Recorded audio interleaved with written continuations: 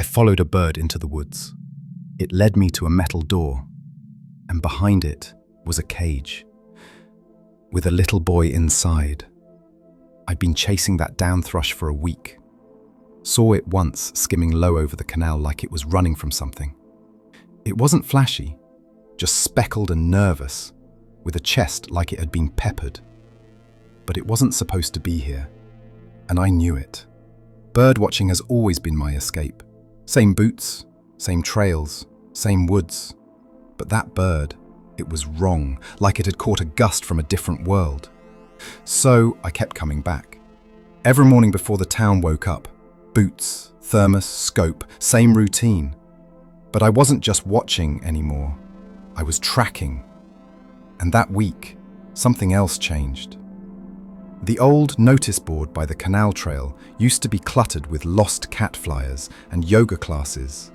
Now, it was layered with missing posters, women, children, different names, but similar eyes, faded smiles.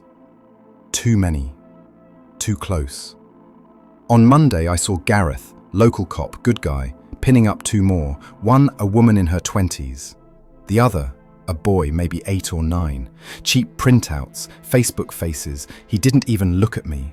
Just said, "Feels like someone's choosing them." I didn't answer. I just stared at the paper, then at the woods. That bird showed up again the next morning. Closer this time. Just past the canal. It perched, called out. Clink. A sharp metallic sound. Wrong for a bird. Too clean, too deliberate. It moved. I followed. The trees grew denser, darker. The path vanished beneath brambles and wet moss. But the bird kept going, darting between branches like it wanted me to follow. Then the sound again. Clink, clink. But now, from a different direction. To the left, then behind, then ahead. I froze. The bird perched again, on a rusted metal rooftop half buried in a slope. An old shed covered in rotting tarps and camo netting. Forgotten, but not abandoned. There was a heavy steel door, bolted shut. Rust crusted into the lock. Then the sound again. Clink, clink. But the bird didn't move. The sound wasn't coming from it anymore. I moved slowly around the side of the shed. One panel was bent outward, just enough space to slip through. Inside, it was hot, stale, air thick with chemicals, and something else, decay. I turned on my torch. The beam hit cold concrete floors. At the far end, 6 cages, heavy, welded into the ground. Blankets, papers, trays, toys, clothes, all used, all wrong. One cage had a child inside. A boy, no more than 7. He was curled up in the far corner, blinking like he'd just woken up. Thin, pale, but clean, like someone was caring for him, like a pet. His mouth was gagged, a dirty strip of cloth tied hard behind his head. When he saw me, he panicked, mumbling through the gag, pointing at the lock, at the floor.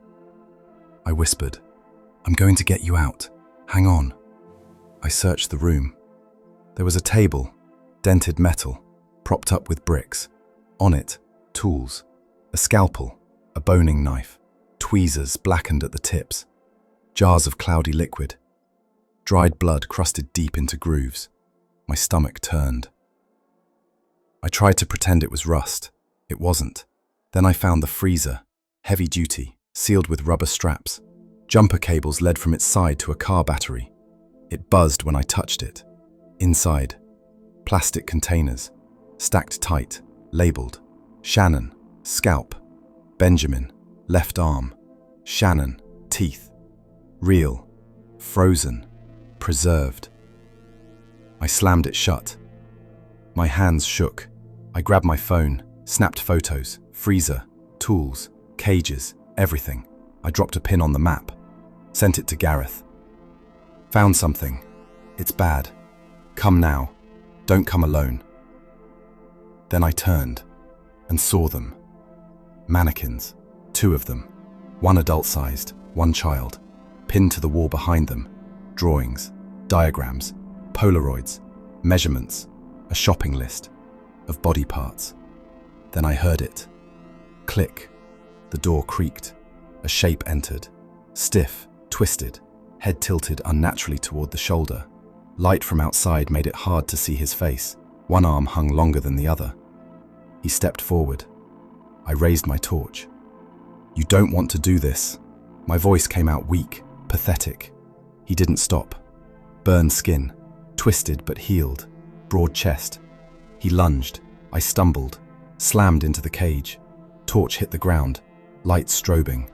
He grabbed me. I shoved back. He swung. I ducked. I grabbed a pipe from the floor, jammed it between us. He came again, desperate, violent. I struck his head. He roared, voice broken. "Get away. They're mine. My Shannon, my Benji." He pulled me by my jacket. I kicked, wrenched free, breath gone, vision blurry. He pinned my leg, tried to crush it. Then, crack, door slammed open. "Get down."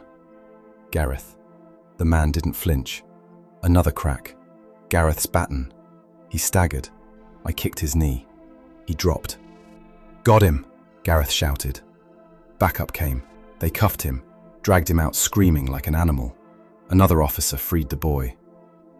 That night, Gareth came by with a flask and a grim face. "Ugly bastard," we muttered. "Used to live near the mill. Lost his wife and kid in a fire." I nodded slowly. "In that shed," I said, "he wasn't just storing parts." "No," Gareth whispered. "He was trying to rebuild them." Silence.